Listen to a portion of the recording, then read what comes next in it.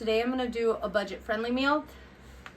You guys might think, ew, cream tuna, that's disgusting. But growing up, we had this a lot. It was actually one of the favorites. It's one of my son's favorites. My mom's been making this for a long time.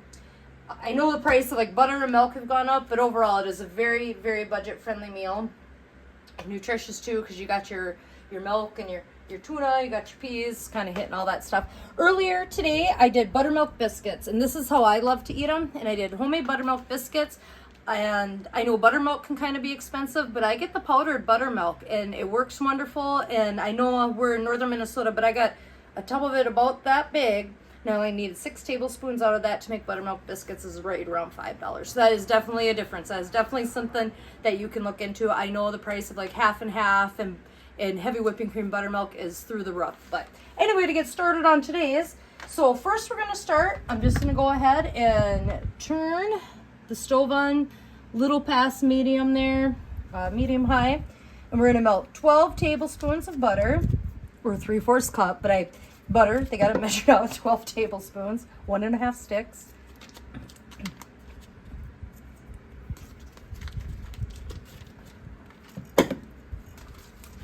So we're just gonna go ahead and get that melted up. As soon as this is melted up, I will catch up with you for the next step. So the butter's just about melted. A little warm in the house again today. We don't have AC, so if you hear the fan or see stuff blowing around, that's just the fan. A little warm having the stove on. So the butter's melted.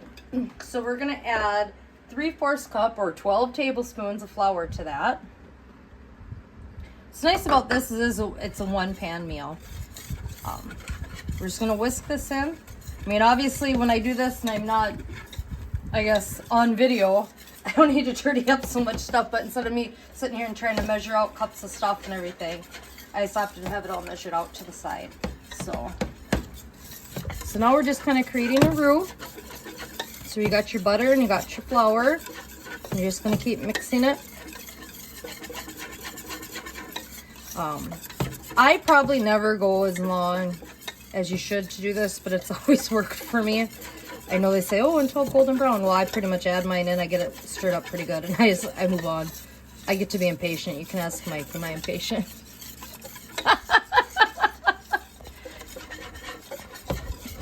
It always works. Hey, now. Sandwiches. Okay.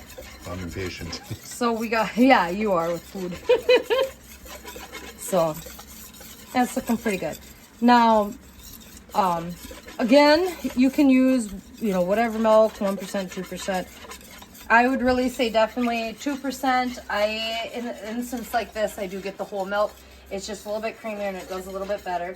So we got this butter and flour whisked together. Now 4 to 4.5 cups of milk. I do the 4, I like mine a little bit thicker. And you're just gonna gradually add some of that. So we're just gonna add a little bit of that. And whisk that in.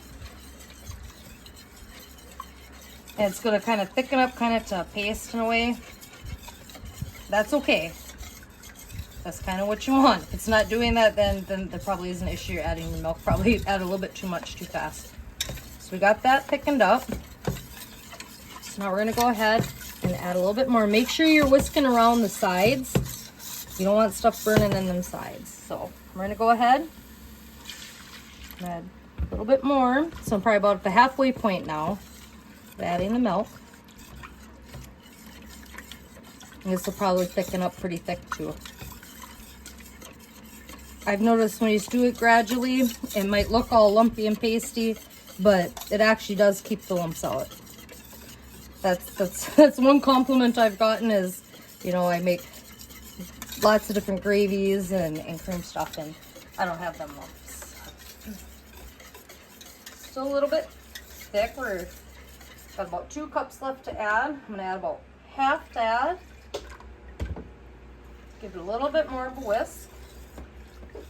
And just make sure, like I said, that you're getting around the outside here. We're at about a medium-high heat. You want to get around the sides. A lot of people, they'll just kind of whisk in the middle, and you'll burn. It'll burn on the sides.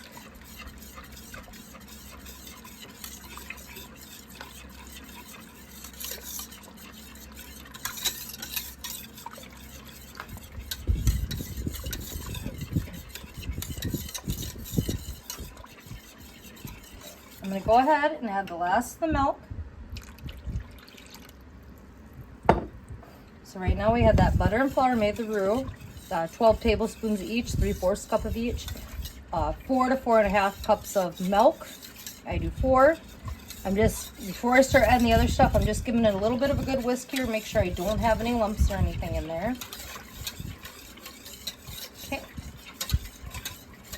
It's looking good. I'm going to go ahead, we're going to add just a little bit of salt and pepper. I like pepper.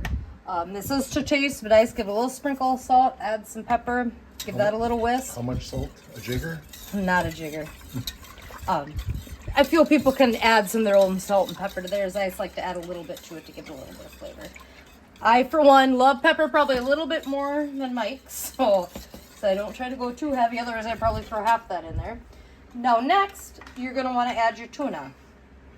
Now, you can do 2 to 3 cans of tuna. Do not drain. So I haven't drained this. I do 3 cans. I like my stuff a little bit thicker. I like a little bit more tuna in there. Is that tuna in oil or in water? This one is in water. You know, knowing how gravies and cream-based stuff works, either one would work. I just have always bought my tuna in water, but tuna and oil would work in something like this too. I'm just giving that a little stir around in there. So whether it's water or oil, you don't drain either one out? Do not drain either one. Okay. Splash a little bit here. And then lastly, you're going to add your peas. 1 to 2 cups of peas. I love peas. So I just add to my heart's content. I took them out of the freezer. Those are jumping peas. But that's probably like a little bag of frozen peas. I like my peas frozen. Or on the floor. I do think that using frozen peas and something like this would definitely work better than canned peas. Canned peas are a little bit softer and they're probably going to fall apart while you're whisking to your thickness. So we got everything added in here. Like I said, it calls for 2 to 3 cans of tuna. I like to add the 3 and 1 to 2 cups of peas, and I usually use one of those little frozen bags of peas. Probably a little more. I like peas. Now you're just going to want to whisk this over medium to medium-high heat until your desired thickness. I'm not going to make you stand around and watch me whisk this for 5 minutes or 6 minutes or however long it takes. I will catch up with you at the end so you can see the finished product. So I think I whisked it for about 5 minutes, give or take. I am happy with the consistency. You can whisk it a little bit longer if you want to, make it a little thicker. You can stop sooner if you prefer that. This is really good the first day. I think it's even better the second day. The first time Mike had this, we were down at my mom and dad's, and she made it, and he's like, ugh. He took like 1 buttermilk biscuit, and a little couple spoonfuls on there. Oh, he went back for seconds and ate more the next day. We took some home. It is a lot better than it sounds. So that's that there. I'm going to get this out of the way.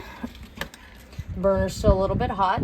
I'm going to go ahead. Okay, give you a camera, so go ahead and show them the recipe. So this is the recipe here. Like I said, it is a budget-friendly meal. I know prices have gone up on stuff, but it is a budget-friendly meal. You got your butter, your flour, milk, your tuna. Peas, like I said, you can add to, I definitely add the 3 cans of tuna. I definitely add more than 2 cups of peas. You don't like peas that much, you don't have to add that many. Little salt and pepper to taste. I always feel that you can add more to it. And Mike's going in with a biscuit. Or a 6-pack of biscuits. A 6-pack of biscuits. Oh, it really is good. Smells good. So, like I said, I want to kind of share some of this. This was a staple growing up. All the kids like it. The grandkids like it. So, hang in there. Please like, share, and subscribe. And I will continue to bring stuff like this to you. Thank you.